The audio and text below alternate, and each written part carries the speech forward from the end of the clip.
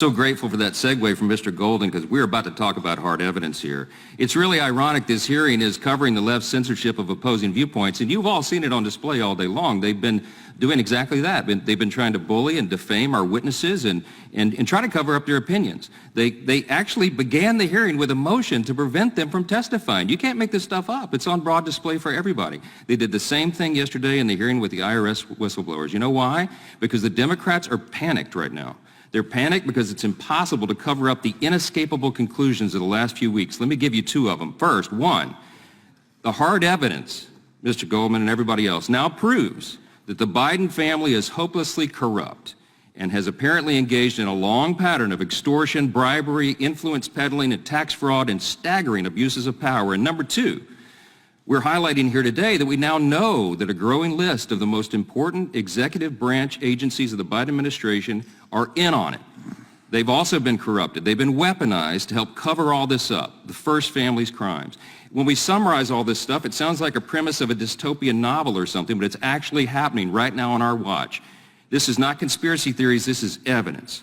Our hearing today is to put a spotlight on one more of these incredible avenues of unprecedented corruption and government cover-up.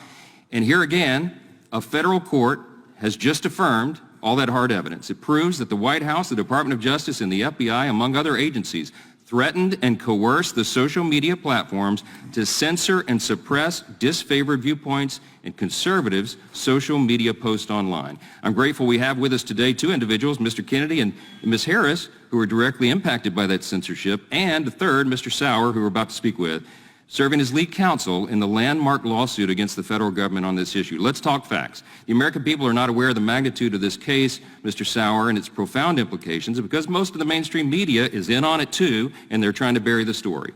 In brief, in May of last year, the attorneys general of my state, Louisiana, and the state of Missouri filed suit in U.S. District Court of the Western District of Louisiana.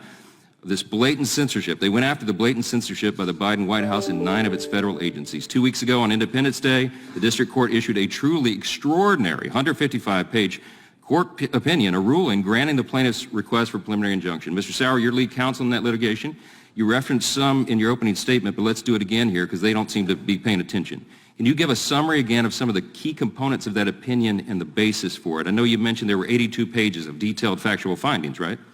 That is correct. 82 pages, 577 citations of the record evidence. That evidence is drawn from about 20,000 pages of the government's own communications with social media platforms and 6 full-length depositions of senior federal officials with firsthand knowledge of federal censorship practices. It's absolutely staggering. And now they've tried to bury this and say, well, the Fifth Circuit entered a temporary administrative stay. They granted an expedited briefing and oral argument, however, for August 10th.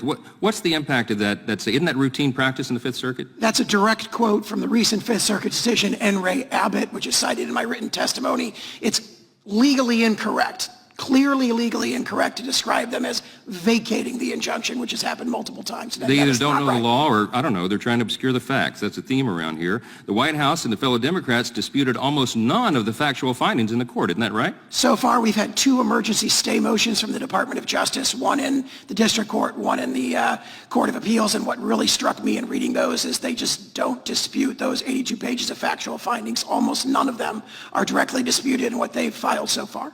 So at the very beginning of this lengthy opinion, the court explains the staggering scope of the government censorship uncovered here. At page 2, the court explains, quote, if the allegations made by the plaintiffs are true, the present case arguably involves the most massive attack on free speech in United States history. The court called it dystopian, Orwellian.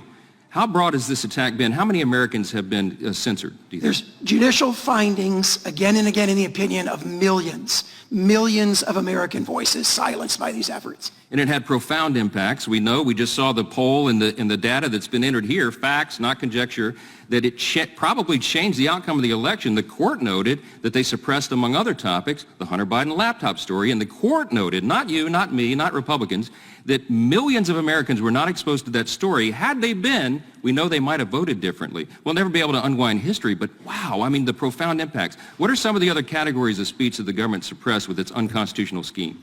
Well, the court made findings on that. I just quote them: opposition to COVID-19 vaccines, opposition to COVID-19 masking and lockdowns, the lab leak theory of COVID-19, opposition to President Biden's policies, statements that the Hunter Biden laptop story was true, opposition to the policies of government officials in power.